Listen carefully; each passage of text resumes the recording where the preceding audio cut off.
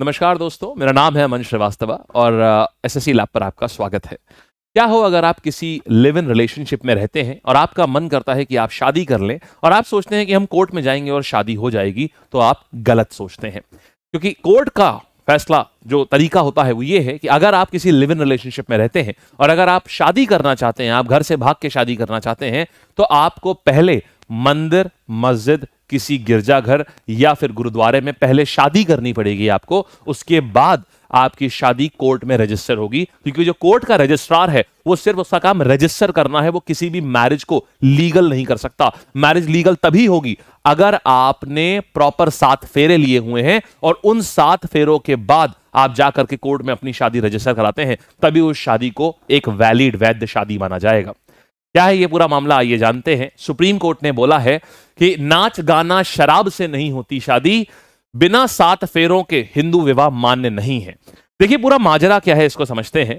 कहानी आती है एक कपल की। एक कपल शादी के 7.5 साल बाद जाता है और डाइवोर्स सीख करने जाता है। कहता है, कोर्ट में एक अर्जी दाखिल करता है फैमिली कोर्ट में कि साहब हमको डाइवोर्स चाहिए, हम चाहते हैं कि हमारा तलाक हो जाए। और कोर्ट जो है इनका सर्टिफिकेट वगैरह चेक करता है, फिर कहता है कि आपको हम तलाक दे ही नहीं सकते। क्यों आपको तलाक नहीं दे सकते? जाइए पहले शादी करके आइए और उसके बाद हम आपको तलाक देंगे। यानी तलाक लेने के लिए पहले आप शादी करके आइए। वो अपना मैरिज सर्टिफिकेट दिखाते हैं कि देखिए साहब हमने शादी करी थी और ये देखिए हमने मंगलसूत्र भी पहनाया था। कोर्ट कहता है, अब सुनिए, अब यहां से आता है सारा केस और जो एक बहुत बड़ी वर्डिक्ट है। कोर्ट कहता है कि आपने जब तक किसी के साथ में प्रॉपर 7 फेरे नहीं लिए हुए हैं, तब तक आपकी शादी को मान्य नहीं करार दिया जा सकता है। देखिएगा, हिंदू मैरिज एक्ट से ये चीज गवर्न होती है। क्या है हिंदू मैरिज एक्ट, हम सब समझेंगे। देखिए हिंदू मैरिज एक्ट के तहत अभी कहानी ये आई कि सुप्रीम कोर्ट के 2 जजेस थे, बीवी नागरथ और ए जॉर्ज मसीह। इन्होंने बोला कि हिंदू मैरिज एक संस्कार है और इस संस्कार के तहत आपको सप्तपदी का पालन करना चाहिए। सप्तपदी का मतलब होता है 7 फेरे। आप जब तक शादी के 7 फेरे आपने पूर्ण नहीं हो गए, ये नहीं है कि आपने शादी करने के लिए आपने एक बहुत बड़ा सा आपने फंक्शन कर दिया, आपने खूब बढ़िया सा उसको एक इवेंट के तौर पर आपने दर्शा दिया और उसके बाद आपने गले में खाली मंगलसूत्र पहना दिया और आपने कहा कि आपकी शादी हो गई है। तो यहां पर आप देख सकते हैं, बोला गया है, सुप्रीम कोर्ट ने यह बोला हुआ है, हम इस चलन की निंदा करते हैं जिसमें युवा महिलाएं और पुरुष पति पत्नी का स्टेटस पाने के लिए ऐसी शादी करते हैं जिसमें हिंदू मैरिज एक्ट के तहत विवाह संस्कार नहीं होते। ये किस संस्कार की बात कर रहे हैं? ये यहां पर बात कर रहे हैं, बेंच ने बोला, ये किस संस्कार की बात कर रहे हैं? ये बात कर रहे हैं सप्तपदी की। यहां पे देखिए हिंदू विवाह अधिनियम आया था। ये कब? हिंदू विवाह अधिनियम, देखिएगा यहां पर, एक मिनट रुकिएगा। हिंदू विवाह अधिनियम जो है, जिसके तहत जितनी भी हिंदू रिलीजन की जितने भी विवाह होते हैं, ये हिंदू विवाह अधिनियम 1955 के अंतर्गत इनको गवर्न किया जाता है। क्या कंडीशन होती है? सबसे पहली चीज है, हिंदू विवाह से अगर आप शादी करते हैं, और हिंदू विवाह में बता दूं कौन कौन धर्म कवर होते हैं, यहां पर मुस्लिम्स, क्रिश्चियंस और पारसी छोड़ करके बाकी सारे धर्म जो हैं उनके लिए आजादी के बाद एक एक्ट लाया गया था। फिर से ध्यान दीजिएगा, 3 धर्मों को छोड़ करके, यानी मुस्लिम्स, क्रिश्चियंस और पारसी, इन धर्मों को छोड़ करके जितने भी धर्म हैं भारत में, उन सभी के ऊपर यह हिंदू मैरिज एक्ट लागू होती है, जो कि 1955 में लाई गई थी। यानी आजाद भारत में 1947 के बाद मैरिज में संशोधन, मैरिज के लॉज में संशोधन किया गया, क्योंकि ये मैरिज के लॉज जो थे वो ब्रिटिशर्स के समय के बनाए हुए थे और ये सभी धर्मों के अपने अपने थे। लेकिन 1947 के बाद 1955 में हिंदू मैरिज एक्ट में तब्दील करी गई और तब्दीलियत में कई सारे क्लॉज डाले गए कि हिंदू मैरिज को हम वैलिड कब मानेंगे। इसमें कई सारे बदलाव करे गए। क्या क्या ये बदलाव हैं, एक एक करके जरा हम देखते हैं। सारे जितने भी क्लॉज होते हैं इन सब को हम देखते हैं। ये आया कब है? 1955 में आया है। और इनका कहना है कि देखिएगा, this act applies to all person coming under Hindu religion. और हिंदू रिलीजन का मतलब क्या है? इसमें कौन से हिंदू रिलीजन होते हैं? All permanent residents of India, जिनका रिलीजन मुस्लिम्स, ज्यूज, क्रिश्चियन और पारसी नहीं है, उन सब के ऊपर यह लागू होता है। माने सिख के ऊपर भी लागू होता है, बुद्धिज्म के ऊपर भी लागू होता है, सभी के ऊपर यह लागू होगा। अब यह लागू कैसे होता है, इसमें क्या क्या शर्तें हैं? शर्तें यह है कि देखिए, दोनों ही पक्षों को हिंदू होना चाहिए। यानी अगर आप हिंदू मैरिज एक्ट से शादी करते हैं तो दोनों ही पक्षों को, लड़के तथा लड़की दोनों को हिंदू होना चाहिए। दूसरी चीज यह है, लड़के की उम्र जो है यहां पर स्पेसिफिकली 21 साल होनी चाहिए और लड़की की उम्र यहां पर 18 साल होना चाहिए। धर्म दोनों का सेम होना चाहिए, और एक और बात बोली गई है कि दोनों में से किसी भी पक्ष को पहले से शादीशुदा नहीं होना चाहिए। इसका मतलब मान लीजिए किसी लड़के की ऑलरेडी एक वाइफ है और वो लड़का किसी से शादी कर लेता है दोबारा से, ये इस तौर पर हिंदू विवाह माना नहीं जाएगा कि ये विवाह वैलिड है। यहां से हम आपको एक बहुत इंटरेस्टिंग केस बताते हैं। देखिए भारत में ना डाइवोर्स इतना ज्यादा जरूरी क्यों है, ये समझिएगा। जैसे समझ लीजिए दो लोग हैं, बहुत ध्यान से समझिएगा, दो लोग हैं, ये एक लड़का है और ये मान लीजिए उसकी वाइफ है, ये जो है ये उसकी वाइफ है। अब दोनों के बीच में अनबन हो जाती है और दोनों के बीच में अनबन होने के बाद ये दोनों लोग डाइवोर्स के लिए केस फाइल कर देते हैं। अच्छा, डाइवोर्स तब तक नहीं हो सकता जब तक दोनों की मर्जी ना हो कि हां डाइवोर्स हो ही हो। अब मान लीजिए लड़का चाहता है कि वो लड़की को डाइवोर्स दे दे, लेकिन लड़की इस बात के लिए राजी नहीं है कि हम तुमको डाइवोर्स देंगे, और इस कारण से इनका डाइवोर्स नहीं हो पा रहा है। 2 साल 3 साल 4 साल डाइवोर्स ही नहीं हो पा रहा है। अब समझिएगा, तो कानूनी तौर पर लड़का भी शादीशुदा है और कानूनी तौर पर अभी भी जब तक डाइवोर्स नहीं हो जाता तब तक लड़की भी शादीशुदा है। और अगर दोनों में से कोई भी शादीशुदा है तो ना तो ये लड़का किसी भी नई लड़की से ये विवाह कर सकता है और ना ही ये लड़की किसी भी नए लड़के से विवाह कर सकती है। क्यों?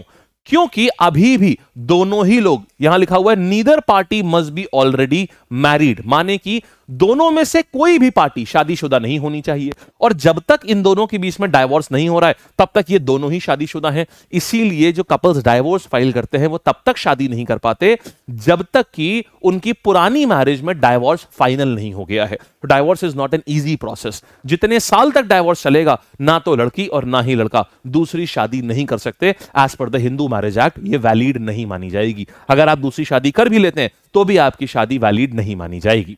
अच्छा, ये तो होते हैं हिंदू मैरिज एक्ट के क्लॉज। अब बात आती, इसमें आप इस वीडियो में आप कई सारी बातें सीखेंगे। ये तो आपने सारी चीजें देख ली। और कंडीशंस फॉर रजिस्ट्रेशन क्या है कि आपका विवाह, अगर आपने मान लीजिए आप कानूनी विवाह कराना चाहते हैं, आप कोर्ट मैरिज कराना चाहते हैं, तो आपको उसके पहले, अगर आप हिंदू मैरिज एक्ट के तहत आपकी शादी अपनी रजिस्टर करानी है, तो उसके लिए आपको पहले एक मंदिर में जाकर के एक किसी विद्वान पंडित के सामने आपको 7 फेरे लगाने होंगे। उन फेरों का प्रॉपर सबूत होना चाहिए। वो सबूत आप सबमिट करेंगे कोर्ट में, और कोर्ट का जो रजिस्ट्रार है वो आपकी मैरिज को रजिस्टर करेंगे और आपको मैरिज सर्टिफिकेट देंगे कि हां आपकी शादी जो है ये हुई है।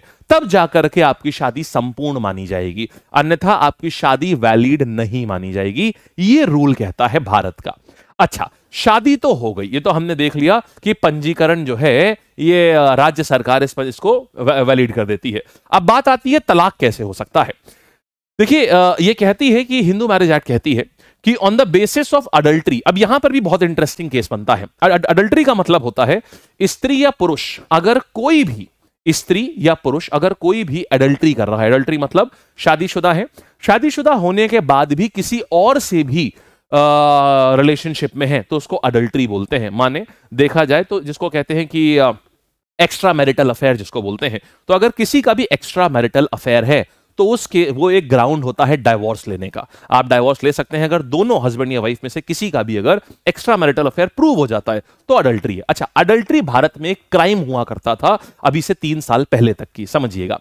यहां भी बड़ा इंटरेस्टिंग केस आता है। एक स्त्री है और एक पुरुष है, एक स्त्री है और एक पुरुष है। अगर मान लीजिए स्त्री का कहीं रिलेशन होता है, स्त्री का कहीं बाहर रिलेशन होता है, तो ये एडल्ट्री में आता है, राइट। लेकिन स्त्रियों को सजा का प्रावधान नहीं है। अगर स्त्रियां एडल्ट्री करती हैं तो उसको सजा नहीं माना जाता है, उसके लिए सीआरपीसी में किसी भी प्रकार की सजा नहीं है। वेयरएज अगर यहां पे ये जो पुरुष है, अगर ये अडल्ट्री करता है, अगर ये बाहर माने मैरिज के इंस्टीट्यूशन के बाहर किसी और के साथ में इनके रिलेशंस हैं, तो उसको एक क्राइम माना जाता है और लड़के के लिए 3 साल की सजा का प्रावधान हुआ करता था। और यहां पर भी जिस स्त्री के साथ में, चाहे वो शादीशुदा हो चाहे वो ना हो, जिस स्त्री के साथ में भी इसके रिलेशनशिप हैं, अगर लड़की ने मान लीजिए छुपाया भी है, लड़की ने बताया ही नहीं कि मेरी शादी हो चुकी है और ये इस लड़के के साथ में रिलेशनशिप में है, तो भी उस केस में, अगर ये बाद में खुलासा होता है, तो भी उस केस में लड़के को सजा मिलेगी कि आप अडल्ट्री में इन्वॉल्व थे और आपको इसलिए सजा दी जाएगी। तो 2020 तक ये होता था कि अडल्ट्री कैसे भी हो, अगर स्त्री करती है तो उसके लिए कोई सजा नहीं है, और अगर पुरुष करता है अडल्ट्री तो उसके लिए सजा का प्रावधान था 3 साल की जेल। 2020 में अडल्ट्री को हटाया गया है, सजा का प्रावधान हटा दिया गया है 2020 में। अच्छा, तो ये तो हो गया अडल्ट्री क्या होता है। अब देखिए, अगर कोई मेंटल डिसऑर्डर, मान ले एक व्यक्ति थोड़ा सा मेंटली अनसाउंड हो गया तो डाइवोर्स फाइल कर सकते हैं। अगर कोई भी दोनों में से एक पक्ष दूसरे पक्ष को छोड़ के चला जाता है, कहता है हम साथ में रहेंगे ही नहीं तुम्हारे, तो उस केस में भी डाइवोर्स हो सकता है।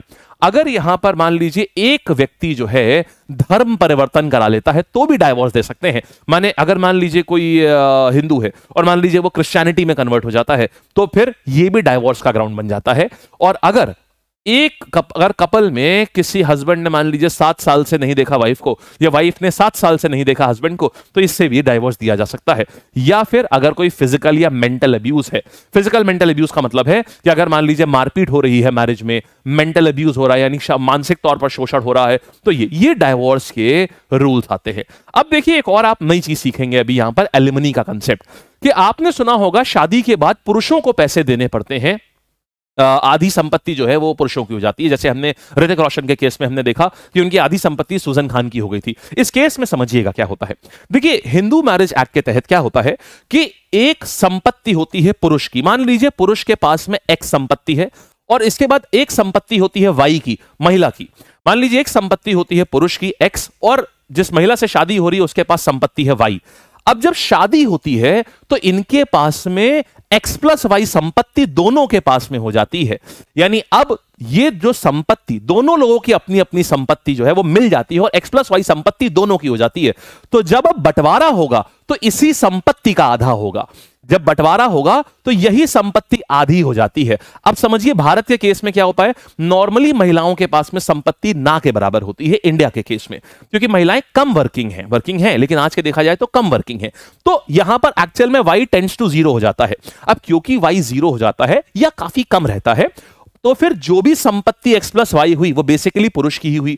और अब क्या हुआ, मैरिज जब हुई तो दोनों की, जो पुरुष की संपत्ति है वो दोनों की संपत्ति हो गई। तब जब डाइवोर्स होता है तो संपत्ति आधी हो जाती है, माने पुरुष की आधी संपत्ति पे इसलिए बोला जाता है कि महिला का अधिकार है। हालांकि इसका उल्टा भी ट्रू है। अगर मान लीजिए पुरुष की संपत्ति 0 है और महिला की संपत्ति कुछ पर्टिकुलर होती है तो भी वो दोनों की हुए, और जब डाइवोर्स होगा तो महिला की आधी संपत्ति पुरुष को मिलेगी। तो ये कारण होता है कि क्यों हम एलिमनी का कंसेप्ट देखते हैं। ठीक है, अच्छा, ये कोर्ट डिसाइड करता है कि टोटल संपत्ति कितनी है, किसकी संपत्ति किसको मिलेगी। ऐसा जरूरी नहीं, ये मिथ है जो दुनिया में फैलाया गया है कि हमेशा पुरुष को ही संपत्ति अपनी देनी पड़ती है या मेंटेनेंस देनी पड़ती है। ये कोर्ट डिसाइड करता है कि कौन ज्यादा सक्षम है, कौन ज्यादा पैसे कमाता है, और वही अब दूसरे वाले व्यक्ति को पैसे देगा, माने मेंटेनेंस देगा। अगर किसी केस में देखिए, आमतौर पर क्योंकि भारत में ऐसा होता है कि पुरुष जो है वो आमतौर पर महिलाओं से ज्यादा कमाते हैं, इसलिए होता है कि पुरुष ही अक्सर आपको मेंटेनेंस देते हुए दिखेंगे। यद्यपि ये भी है कि अगर मान लीजिए कोई महिला ज्यादा कमाती है तो वो अपने हस्बैंड को मेंटेनेंस देंगी डाइवोर्स के बाद में, जिसको एलिमनी कहा जाता है। ठीक है, आइए अब बात करते हैं। तो राइट टू एलिमनी हमने आपको समझाया क्या होता है। अब देखिएगा मुस्लिम विवाह के ऊपर आते हैं कि अगर बाकी विवाह, बाकी जो धर्म है, जैसे फॉर एग्जांपल आपने हिंदू धर्म देख लिया, सिखों में देख लिया, अब और देखिएगा मुस्लिम धर्म में क्या होता है। ये शरीयत, ये 1937 में जो लॉ आया था उसी के हिसाब से गवर्न होता है। तो आजादी के बाद से, माने ये ब्रिटिश के टाइम पे जो लॉज आया था, मुस्लिम पर्सनल लॉ जो पास हुआ था, ये उसी से चलता है। इसमें आजादी के बाद अभी तक इसमें संशोधन नहीं किया गया है।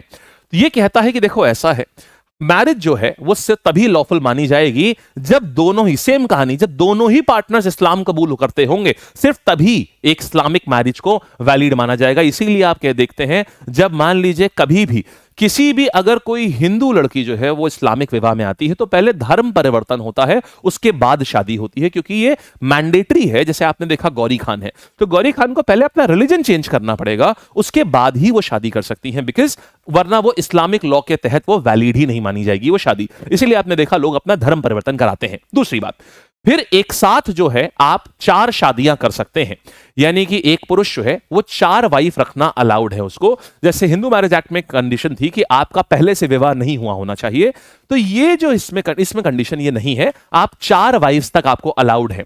अच्छा, फिर एक पर्टिकुलर काइंड ऑफ विवाह एक और भी होता है, शिया और सुन्नी में आप देखेंगे एक मुताह मैरिज भी होती है ना। मुताह मैरिज क्या होती है, मुताह मैरिज के अंतर्गत अगर मान लीजिए किसी पर्टिकुलर व्यक्ति को किसी महिला से फिजिकल रिलेशंस फॉर्म कर रहे हैं, सिर्फ फिजिकल रिलेशंस के लिए किसी से शादी करनी है, तो ये कॉन्ट्रैक्चुअल मैरिज होती है जो कहती है जो कुछ घंटों के लिए भी करी जा सकती है, कि आप अगर किसी से रैंडमली ऐसे फिजिकल रिलेशंस बनाते हैं तो आपको फिर हो सकता है आप लॉ के अंडर आ जाएंगे, आपको सजा हो सकती है कि आपने सेक्सुअल एक्सप्लॉइटेशन किया है। तो अगर आप मुता मैरिज कर लेते हैं, इसका मतलब यह है कि कुछ घंटों से लेकर के कुछ दिन या कुछ साल, आप एक कॉन्ट्रैक्ट है कि 4 घंटे के लिए हमने मुता मैरिज कर ली है, इसका मतलब आप 4 घंटे के लिए अगर आप किसी भी फिजिकल रिलेशन में भी आते हैं तो कभी भी आपके ऊपर यह केस नहीं किया जा सकता कि आपने सेक्सुअल एक्सप्लॉइटेशन किया है। यह मुता मैरिज का एक बेनिफिट हो जाता है, जो कि बहुत ज्यादा क्रिटिसाइज किया जाता है इस चीज को कि यह बहुत गलत चीज है, बट ये शिया सेक्ट में यह लागू होती है मुता मैरिज। अच्छा, और हालांकि सुन्नी सेक्ट में इसको मना बोला जाता है कि नहीं, अच्छी नहीं है, और काफी सारे ह्यूमन राइट्स वाले भी कहते हैं कि ये बहुत गलत है, इससे हम क्राइम को लेजिटिमाइज कर रहे हैं, विच इज नॉट गुड। अच्छा, तो ये हो गया, आपने देखा कि इस तरीके से शरीयत में किस तरीके से लॉज चलते हैं। तो हमने क्या क्या देख लिया है कि अगर इस्लामिक मैरिज है तो दोनों ही, अच्छा एक और चीज आती है कि अगर मान लीजिए कोई मैरिज लेजिटिमेट कब मानी जाती है। इस्लामिक मैरिज में यह है कि अगर आपको कोई मैरिज लेजिटिमेट करनी है तो पहले तो यह मैंडेटरी है कि दोनों ही पार्टनर्स कॉन्सुमेट अपनी मैरिज को कर पाए। कॉन्सुमेट का मतलब होता है कि दोनों ही पार्टनर्स प्रॉपरली फिजिकली इंटीमेट होने के लिए सक्षम हो। अगर कोई भी पार्टनर मान लीजिए 5 साल बाद भी बोल देता है कि नहीं भाई, ये सामने वाला हमारा जो पार्टनर है वो सही नहीं है, हम कॉन्सुमेट मैरिज को नहीं कर सकते, मतलब हम फिजिकली हम कंफर्टेबल नहीं हो सकते, तो उस केस में हम फिजिकली इंटीमेट नहीं हो सकते, उस केस में मैरिज को निरस्त कर दिया जाएगा। ये एक मैंडेटरी कंडीशन मानी जाती है।